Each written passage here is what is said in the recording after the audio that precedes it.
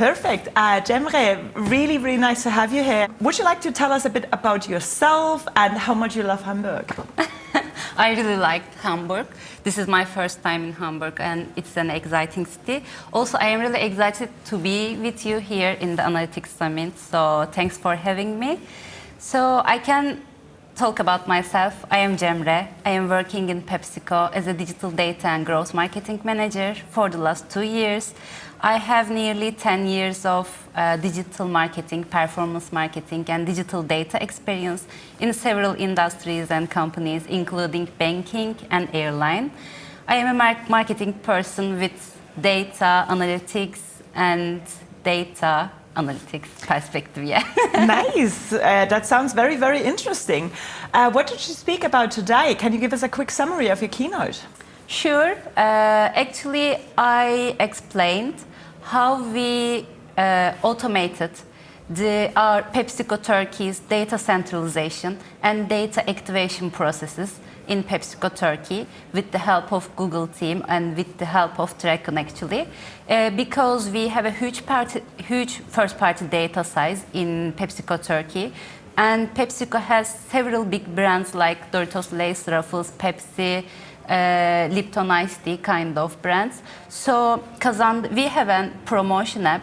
It is a big app. We are generating first-party data through that app, and we are trying to position that app like a first-party data and insight generator for all PepsiCo Turkey brands. So this is a big mission, and we have some business problems during that data-oriented strategy. And today I mentioned about the business problems that we faced and also how we solved them. Very cool. I mean, we all know the PepsiCo products, I guess. I love iced tea, so that's a good one. You were using Google Cloud as your CDP solution. Yeah. Did you consider in the decision process, did you consider other cloud providers as well? And why did you in the end go with Google?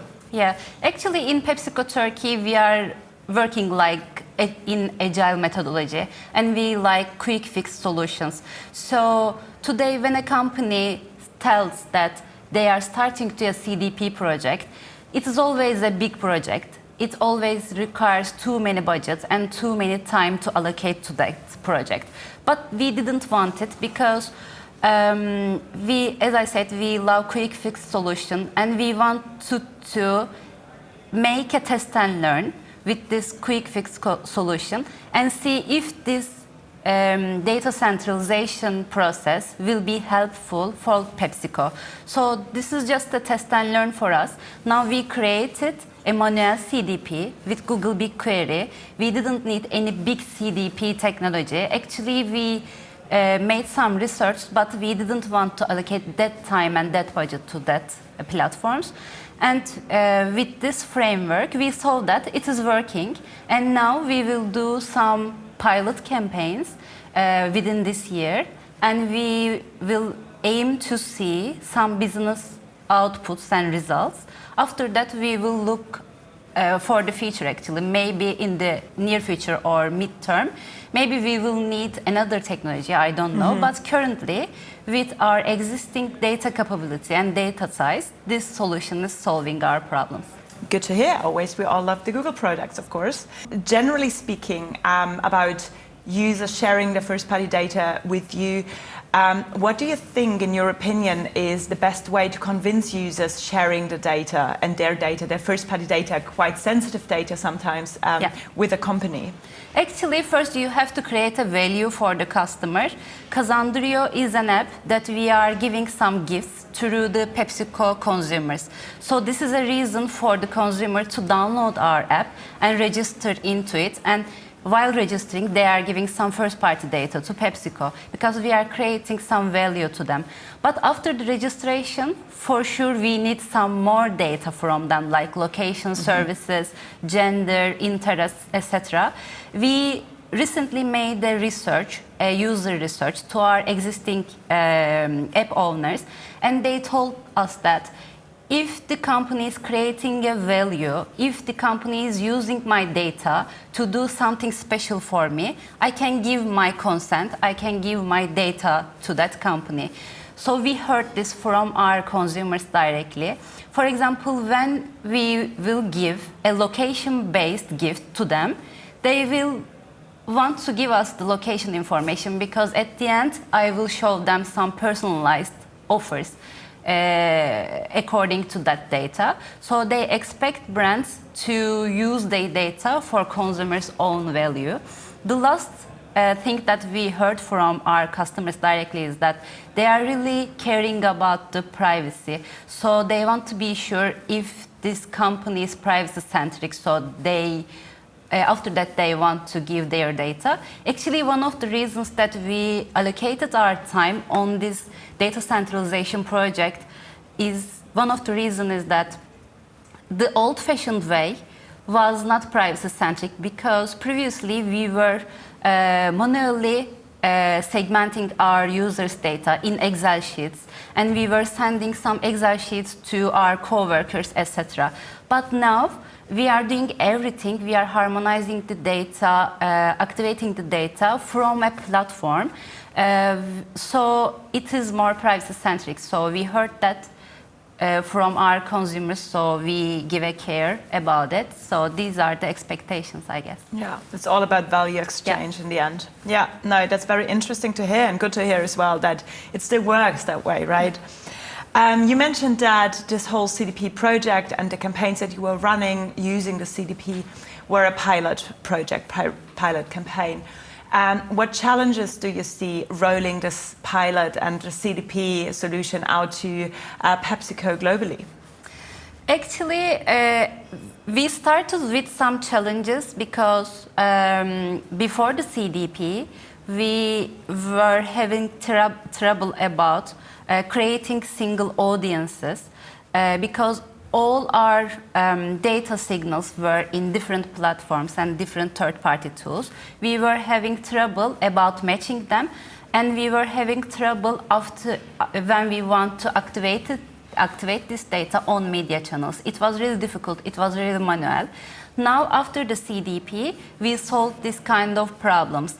But during the process, we also faced with some problems because we are positioning Google BigQuery as a CDP, okay? But we are using several third-party tools. Not every tool is so connected with BigQuery. So it was something challenging to get every data source and connect them to Google BigQuery with the same method, because also we needed a user unique identifier to match all the information. But first we started with a consumer ID integration for sure, but we didn't have this consumer ID in specific tools at the first. So we started with a consumer ID integration to all tools, to all existing PepsiCo tools and technologies.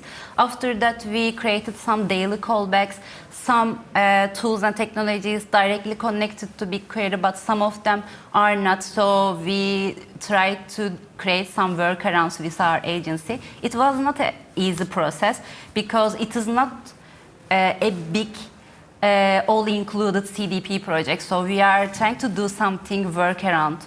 So it was a long way, but the result is successful. We successfully rolled out it.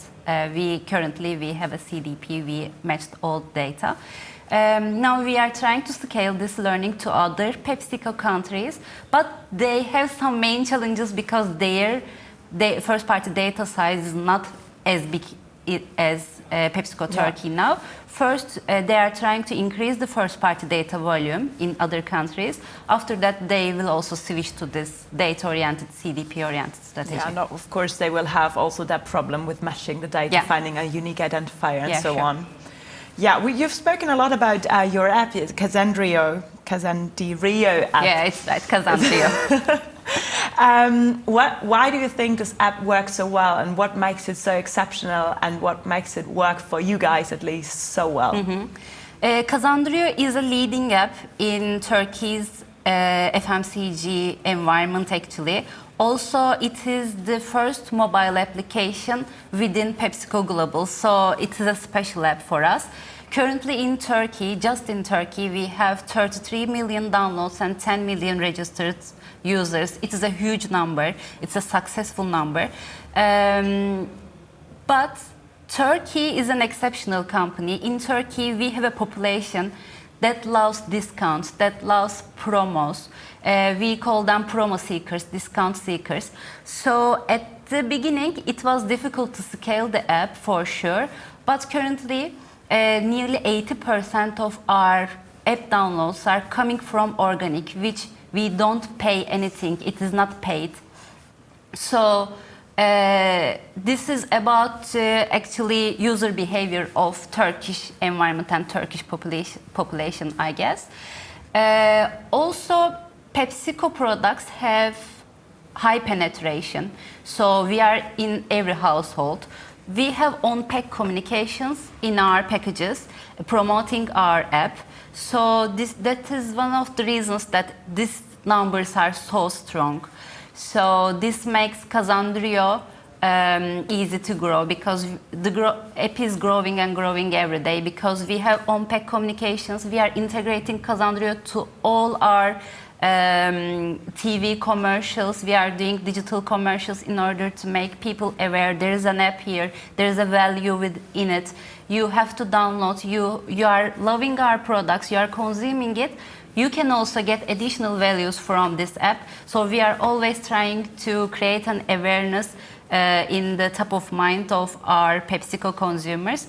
So because of that, this app is so valuable. Actually, at the beginning, it was not a data-oriented platform. It was just a promo app that we wanted to make our previous traditional couponing way to a more digital way, actually. Previously, we were giving offline gifts, and it was a traditional couponing way. Yeah. But currently, it is more digital, it is more user-friendly. First of all, PepsiCo focused on making this process digital. But after that, we realized the first-party data potential and power of this app. We saw the numbers and say, "Ooh, there's a huge first-party data here." And we have brands that want personalization, and we have our brands need audience insight. Why don't we use this app for our brands, these kind of purposes? So this was actually additional strategy for us, and now we are really happy today with the point that we came from the start. I can imagine that. I mean, that's an impressive number. Most companies, and that by accident, right? Most companies would love to have even close of that number. So right. That's impressive, definitely. I think that's it. Thank you so much for being here. Thank you so much but as a summary, how do you like the Analytics Summit this year? It was really good. It was really professional. Thank you for having us. Actually, we missed this kind of offline events during the COVID, as you know. So it was really beautiful to see everyone in our industry and chatting with them about this kind of analytics topics, data-related topics. So it was inspiring. So thank you so much. So true. No, thank you for being with us. Thank you for speaking at our conference, and hopefully see you soon. See you soon.